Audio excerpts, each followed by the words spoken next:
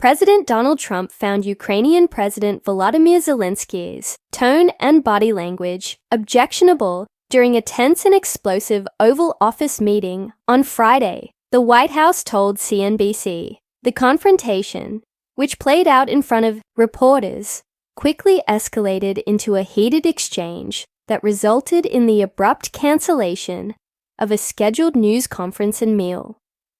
White House Press Secretary Caroline Leavitt stated that while there was no specific phrase or statement from Zelensky that Trump or Vice President J.D. Vance objected to, it was his demeanor, gestures, and overall presentation that irked the president. Leavitt highlighted that Zelensky folded his arms, rolled his eyes, and maintained an unyielding posture, which Trump interpreted as a sign of disrespect. Body language and tone spark dispute. According to sources familiar with the meeting, tensions between the two leaders had been building for weeks due to Ukraine's ongoing conflict with Russia. Zelensky has been vocal about his concerns regarding any potential peace deal with Russia, arguing that Moscow cannot be trusted to honor agreements. When he reiterated this point in the Oval Office, Vice President Vance took offense, accusing the Ukrainian leader of disrespecting Trump by attempting to debate the terms of diplomacy in such a setting.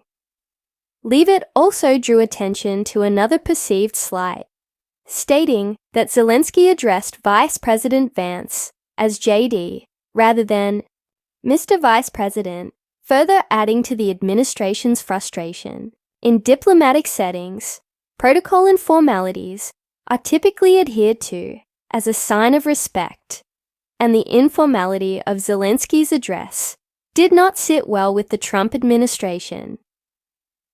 Dress code controversy. Another source of contention was Zelensky's attire. White House officials expressed irritation that the Ukrainian president did not wear a suit during his visit.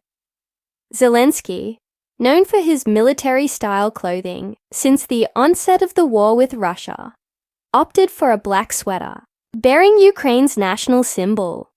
While his wardrobe has been symbolic of his wartime leadership, it appeared to ruffle feathers in the Trump administration. Conservative television host Brian Glenn, who was present in the Oval Office, confronted Zelensky on his choice of clothing. "Why don't you wear a suit?" Glenn asked, emphasizing that the setting called for more formal attire. "You're at the highest level in this country's office, and you refuse to wear a suit. Do you own a suit?" he pressed. Zelensky, unfazed, responded with a sharp retort. "I will wear a suit after this war is over. Maybe something like yours. Maybe better." Notably, when CNBC pointed out that top Trump advisor Elon Musk had recently appeared in the Oval Office wearing a t-shirt and baseball cap, Leavitt dismissed the comparison. "That's different, because Musk is not the leader of a sovereign nation," she said. Trump's remarks on Russia and Putin. During the fiery exchange, Trump interjected with remarks that appeared to defend Russian President Vladimir Putin. In response to Zelensky's concerns about Russia's trustworthiness, Trump stated, "Putin went through a hell of a lot with me," referring to the investigation into Russian interference in the 2016 election. Trump continued, "He went through a phony witch hunt where they used him. And Russia, Russia, Russia, Russia. You ever hear of that deal?"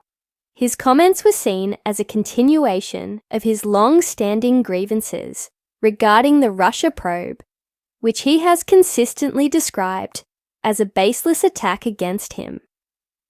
Tensions over U.S. aid to Ukraine. Another source of friction during the meeting was U.S. military aid to Ukraine.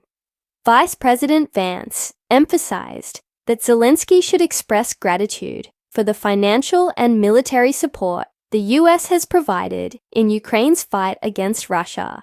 "You should thank President Trump for everything the U.S. has done for your country," Vance asserted. Zelensky responded firmly, stating, I have expressed thanks a lot of times. Even today, the back-and-forth exchange highlighted the underlying tensions between the Trump administration and Zelensky's government.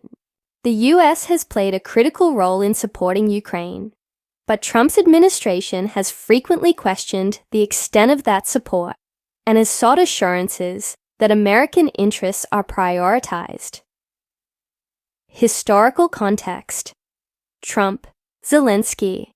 An impeachment Friday's clash was not the first time Trump and Zelensky have been at odds. Their relationship was notably strained in 2019 when Trump was impeached by the US House of Representatives over a phone call with Zelensky. During that call, Trump pressured the Ukrainian leader to investigate Joe Biden and his son Hunter Biden.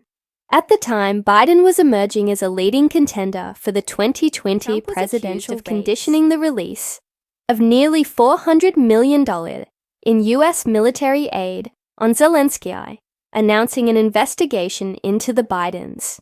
This demand was central to the impeachment charges of abuse of power and obstruction of Congress.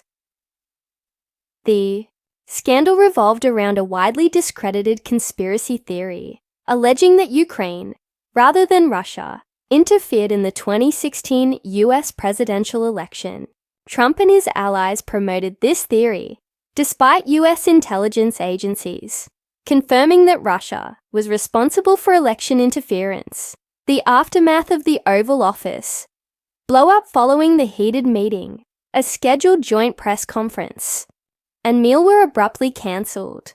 White House officials indicated that the decision was made to de-escalate tensions and prevent further confrontations. Trump's interactions with foreign leaders have often been unpredictable, and this latest dispute with Zelensky adds to his history of clashing with allies. While some members of the Trump administration downplayed the significance of the argument, others acknowledged that the meeting underscored deeper disagreements between the US and Ukraine on how to navigate the ongoing war with Russia. Zelensky, for his part, did not appear rattled by the incident. Later that evening, he addressed reporters outside the White House, reaffirming Ukraine's commitment to its sovereignty and independence. Ukraine will continue to fight for its freedom, with or without the approval of any single leader, he said. We are grateful for the support we have received, but our struggle is not dependent on any one person. Reactions from political figures and political analysts, were quick to weigh in on the Oval Office altercation. Some viewed the incident as a sign of Trump's unconventional diplomatic style, which often prioritizes personal loyalty and strongman posturing over traditional statecraft. Others saw it as a troubling indicator of US-Ukraine relations. Under the Trump administration, Democratic lawmakers criticized Trump's handling of the meeting, arguing that his stance could weaken international support for Ukraine.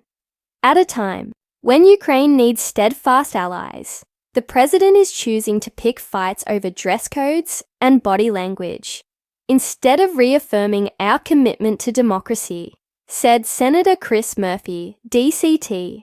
Meanwhile, Trump allies defended his approach.